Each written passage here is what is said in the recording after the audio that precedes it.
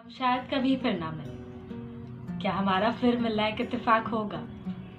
इस शहर की भीड़ में ये इत्तेफाक होने की कितनी प्रोबेबिलिटी है मैं ही नहीं जानती, लेकिन इतना ज़रूर जानती हूँ कि वो दिन मेरी ज़िंदगी का एक बेहद खूबसूरत दिन था। साल 2018 महीना जनवरी। मैंने अपने आप से न्यू ईयर रेजोल्यूशन की जगह पर एक चैलेंज किया, 31 days of doing something that scares you।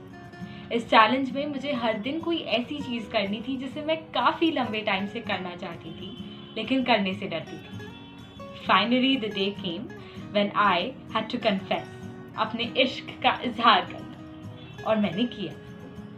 असल मायनों में वो दिन काफ़ी ब्यूटीफुल था, पर आज की कहानी का मुद्दा वो नहीं। आगे 3 महीनों में ही मेरा ब्रेकअप हो गया। समर वेकेशंस बस शुरू ही हुए थे। अब समर वेकेशंस में एक अनएक्सपेक्टेड ब्रेकअप से बुरा और क्या हो सकता है? तो अपना बेचारा दिल बहलाने और ध्यान बटाने के लिए I decided to do an internship. मुझे एक एनजीओ में इंटरव्यू देने जाना था जो कि बैंडस्टैंड पे स्थित था। अब मैंने सोचा कोई दोस्त को साथ ले जाती हूँ, वरना बैंडस्टैंड के मशी मशी कपल्स और सागर किनारे दिल के पुकारे रोमांस देख के मुझे उधर ही डिप्रेशन आ जाएगा। बट अनफॉर्चुनेटली और फॉर्चुनेटली उस दिन मेरे कोई दोस्त भी नहीं। शाम ढलने का समय हो रहा था। एनजीओ से निकलते हुए मेरी नजर घड़ी की ओर पड़ी। सनसेट होने में केवल हाफ एन आवर था। अब ये तो वर्ल्ड प्रूवन फैक्ट थी कि आई लव सनसेट, पर बात ऐसी थी कि मैंने मेरे लाइफ के ऑलमोस्ट हर सनसेट कोइंसिडेंटली किसी के साथ बिताए थे। मैं 2 सेकंड रुकी और सोची, शाम मदहोश है, हम अकेले हैं, तो क्यों ना आज थोड़ी बातें समुद्र की हवा से ही हो जाए। एंड आई डिसाइडेड कि सनसेट तो मैं देख के ही जाऊंगी। ठीक बीच की एक सीढ़ी पर जाकर मैं बैठी, एक समोसा खरीदा और बस हवाओं में कहीं गुम सी गई। बस 5 ही मिनट हुए होंगे मुझे बैठे कि शोर से एक बच्चों का ग्रुप आता है। Hey, can you please give a few poses with our product? बात करके पता चला कि वो एडवर्टाइजिंग के कुछ बच्चे थे जो लास्ट मोमेंट अपना प्रोजेक्ट कंप्लीट करने की कोशिश कर रहे थे। खुद को उनमें कहीं पाकर मैंने उनकी हेल्प कर दी। Now I had not notice कि जब मैं अपनी सो कॉल्ड मॉडलिंग के पोजेस दे रही थी, वहाँ एक और जनाब खड़े थे, हाथ में DSLR लिए। अपैरेंटली हम दोनों ही सूरज ढलने का इंतजार कर रहे थे। पीछे से आवाज आती है, hey, you make a good model. हाँ। अब इससे पहले मैं ब्लश करती या पीछे मुड़ के गॉश व्हाट अ क्रीप बोलती, वो मेरे पास आकर बैठ गया और अपनी खींची हुई तस्वीरें दिखाने लगा। मम्मी हमेशा कहा करती थी, सुगंधा तुम बहुत बातें करती हो, प्लीज कभी अजनबियों के साथ बैठकर अपनी राम कथा मत सुनाने बैठ जाना। माँ करेक्ट ही होगी। हमारी बातों का सिलसिला उसकी खींची हुई प्यारी तस्वीरों, अजनबियों की तस्वीरों से लेकर मेरे कविताएं और पेंटिंग्स, उससे इंजीनियरिंग और मेरे BMS के किस्से कहानियों से लेकर उसके मनपसंद गुलाब जामुन और मेरे पसंदीदा रसगुल्ले तक ही सीमित नहीं था। मैं झूठ नहीं कहूँगी, मेरा मन बार बार मुझे कहता, सुगंधा तुम पागल हो गई हो, पलटो और निकलो।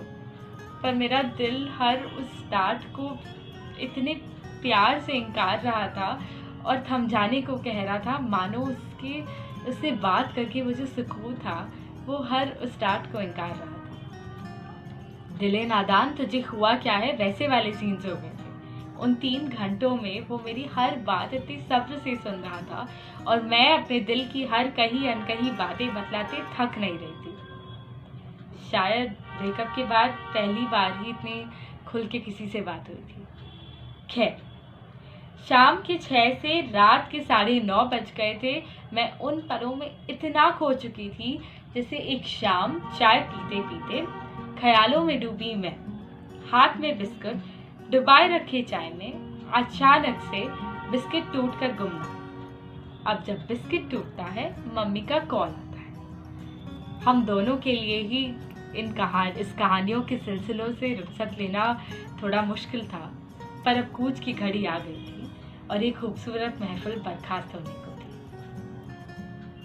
अब इस पॉइंट पे आप सोच रहे होंगे कि यार आज तो सुगंधा को अपना प्रिंस चार्मिंग मिल गया, या तो आज शायद मुझे फिर प्यार हो गया। या शायद उस लड़के ने मुझे ऑलरेडी आस्क आउट कर लिया। जब हम अपने रास्ते निकल रहे थे ना, एक बहुत ही अनएक्सपेक्टेड सी चीज हुई। हम दोनों ने एक ही वक्त पे एक दूसरे को थैंक यू कहा। Thank you. मैं आमतौर पे एक्सपेक्ट करती कि वो मेरा नंबर मांगता या मैं उसका इंस्टाग्राम आईडी, पर हम दोनों ने थैंक यू कहा। So I said thank you. Thank you for such a beautiful evening. I really needed this.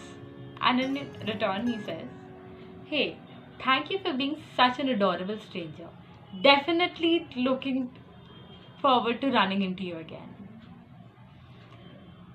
नहीं, ये पिघलने वाला मोमेंट नहीं था। ये ऐसे रियलाइजेशन का पल था ना कि ज़िंदगी में कुछ एक्सपीरियंसेस ऐसे होते हैं कि उन्हें बस उन पलों में जी कर एक बहुत ही खूबसूरत याद की जैसे अपने पास रख लेना चाहिए। उन्हें कोई फॉर्म या रिश्ते में बदलने की ज़रूरत ही नहीं होती। इस तरह वो और भी स्पेशल हो जाते हैं।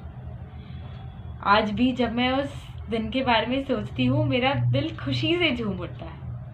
और आज भी जब मैं बैंड स्टैंड जाती हूँ ना, मैं सोचती हूँ इस शहर की भीड़ में फिर वही इत्तेफाक होने की कितनी प्रोबेबिलिटी है, मैं ही नहीं जानती। लेकिन इतना ज़रूर जानती हूँ कि इस शहर की भीड़ में एक दोस्त मिलना इतना मुश्किल नहीं है। Thank you.